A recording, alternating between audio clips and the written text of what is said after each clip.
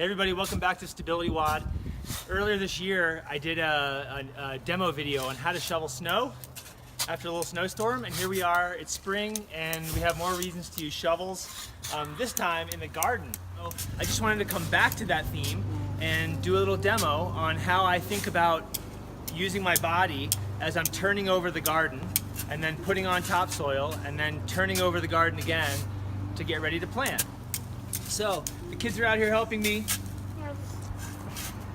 We're gonna do a little shovel work. So as I'm shoveling here, I'm gonna make sure, first of all, that I'm being really symmetrical. I'm gonna be alternating sides.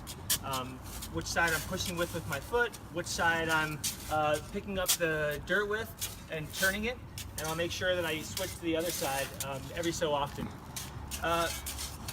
First thing I'm gonna do is, and I'm not necessarily super putting a lot of energy into this, super intentional about this, I just kind of do it automatically. I tighten my pelvic floor, I tighten my deep abs, and I do a little breath hold, especially if the soil is hard, when I push down into the soil, because it's a powerful movement. Then I squat, I lift it up, sort of cantilever it up, pick it up and turn it. And once I get the hang of that, I can actually go pretty darn fast, with my kids' help of course, in the soil. Then I'm going to switch legs, do the other side. Push down, abs are tight, squat down, and I'm going to pick it up and move it. Squat down, turn it. Squat down, turn it. Okay. Now notice, just based on what we've talked about the last few weeks, I'm also very conscious of my neck. And when I go to take the shovel down, I'm not rounded back, neck extended, doing this, with my shoulders shrugged, and my back rounded, right? My neck is neutral, it's slightly tucked in. I go down, I go to squat, and I'm looking at the soil. I'm also, just like in my snow shoveling video, I'm rotated at my hips.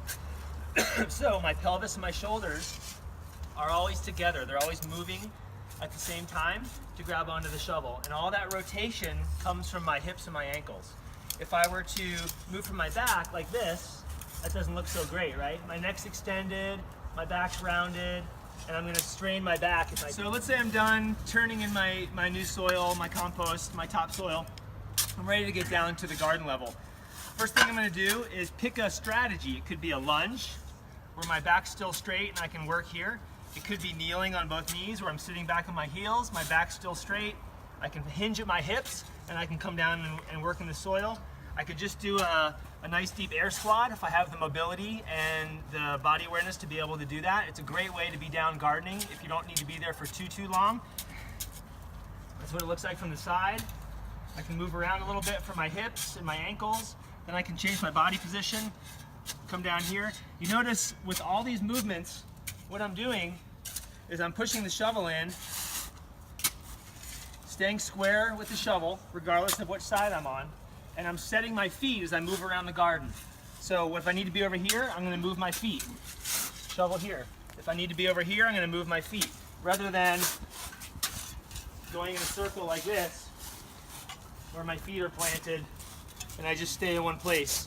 It's not very dynamic. So go to where the soil is, go to where you're working, move your feet, set up with a wide base of support so you're stable. I was joking earlier with the kids that if they don't have a wide base of support, I can kind of push them right over.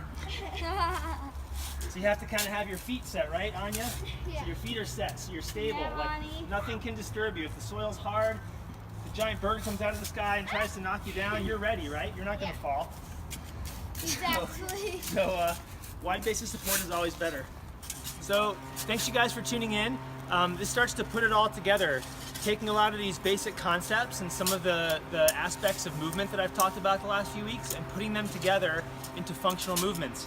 Now you don't really want to be putting a lot of conscious intention into this, because you should be out enjoying your gardening, enjoying your family, enjoying your yard. So practice this outside of the garden and make it a habit so that once you get the shovel out and you're doing heavy work, that stuff's already patterned into your body. Thanks for tuning in on a beautiful Sunday. Please take a second to subscribe, and I'll look forward to seeing you again tomorrow. So the other strategy to save your body is just to have your kids do all the work, and you sit back and have a cold drink until they're worn out. As long as you're sitting in good posture, it's all good. How do your bodies feel, you guys? Tired. Yeah, you practicing the techniques that I'm trying to teach everybody? Yeah. Yes. Maybe we need to work on body mechanics a little bit more. And Westy, maybe we need to get you some shoes so that you can actually push down that shovel I'm too tired in a to safe work. way.